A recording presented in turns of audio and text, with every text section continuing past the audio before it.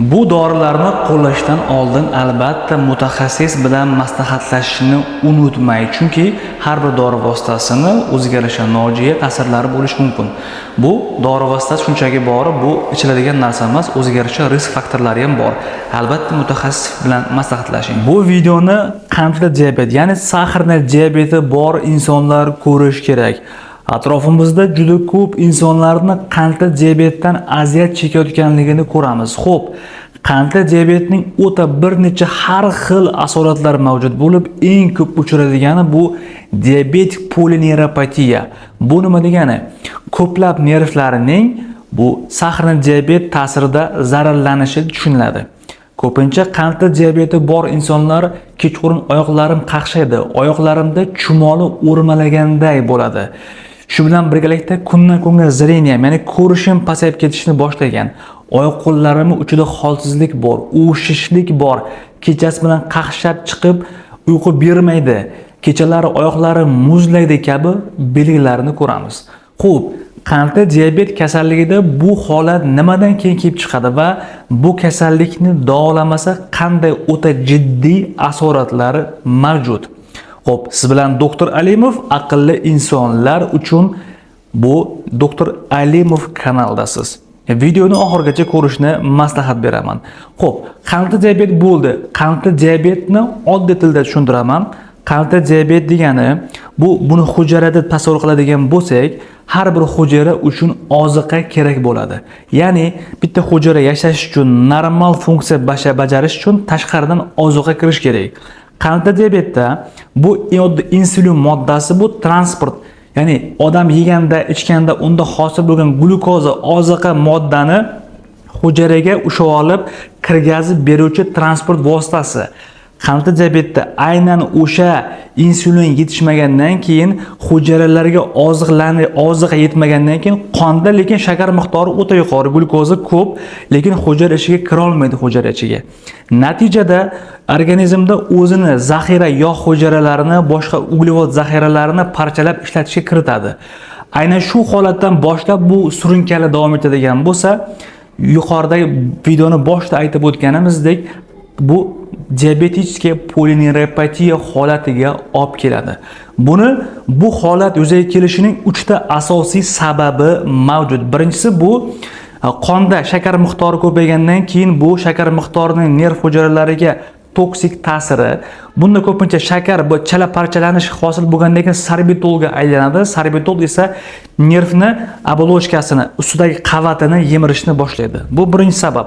Ikkinchisi, qandli diabet surunkali davom etgan payti qon tomirlarining ichki qavatida xuddi ateroskleroz plakchalariga o'xshab qon tomirlarining elastiligi, tonusi buzilishi natijasida kichkina kapillyar qon tomirlarida qon aylanishi buziladi. Uchinchisi, qandli diabetdagi chala parchalanish toksik moddalarning to'g'ridan-to'g'ri nervda o'ziga atakaga, hujumga olish natijasida bu har xil nervlarning ishdan chiqishi yuzaga keladi. Endi bu holatni, diabetik polineuropatiya holatini qanday davolash mumkin va 21-asrda qanday effektiv usullari bor? Bu uchun doskaga yaqinroq kelamiz. Xo'p, bu kasallikni davolashda bir necha etaplari bor. Birinchi etapi bu albatta qonda qand miqdorining tushishiga olib kelishi. Diabetik polineuropatiyani davolash uchun ko'pincha qonda qand miqdori 10 dan pastga olib tushishimiz kerak. Kerak bo'lsa, bemorlarga insulin beriladi. Xo'p, ikkinchisi oddiy bu antioksidant terapiya, oddiy alfa-lipoviy kislotani 600 mg ligini ko'pincha vena orqali quyish mumkin yoki tabletka formasida ham o'sha 10 kun kapelni ichsa, qolgan paytlarida 20 kun, 30 kun tabletka holida ichsa, bu zararlangan nerv to'qimasini tiklanishiga yordam beradi. Ikkinchi e'tibor beramiz, pentaksifilin. Pentaksifilin tarkibli dorilarni qo'llashdan maqsad bu inson organizmidagi kapillyar qon tomirlarida qon aylanishini yaxshilash. Insonning har bir organizmi, har bir to'qimasi qon tomiridan iborat. O'sha mayda qon tomirlarda qon aylanishi buzilgandan keyin unda sezish ham, oyoqlarda uvish holatlari ham, nerv sistemasi ishdan chiqish hisobiga aynan o'sha qon aylanishini yaxshilash uchun pentaksifilin buyuriladi. Uchinchisi va uzviy komponent bu B guruh vitaminlari. Bo'lib ham B1, B2 va B12 vitaminlarini olgan payti ko'pincha ayniqsa B12 muhim bu yerda. Xo'p, Bitta ключевой joyini aytib o'taman. Ko'pincha sahrin diabeti bor insonlar metformin tarkibli dorilarni ichishni boshlaydi. Metforminning o'zi ham bevosita B12 ni kamayishiga olib keladi. Natijada oyoq-qo'llarni uvishini kuchaytirishi mumkin. Keyingi AYEP dori degani bu antiepileptik dorilar, misol uchun karbamazepin, gabapentin tarkibli dorilar oyoqlardagi qaqshashlarni davolaydi. Lekin bu dorilarni uzoq muddatli planda qo'llab bo'lmaydi. Oxirgisi aytib o'tdik, qonda qand miqdori va kerak bo'lsa bemorni holatdan kelib chiqib, reabilitatsiya jarayonini amalga oshirish kerak. Eng uzviy komponent bu qonda qand miqdorining nazorati. Mana oldimga kelgan kasallarni juda ko'pchilikni kuzatganman. 80-90 ga kirib o'sha qandli diabet bilan 30 yil, 40 yil, 50 yil yashaganlarni ko'raman.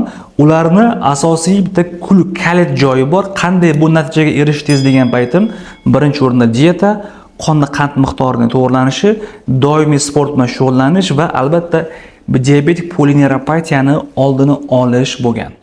Siz bilan doktor Alimov bo'ldi.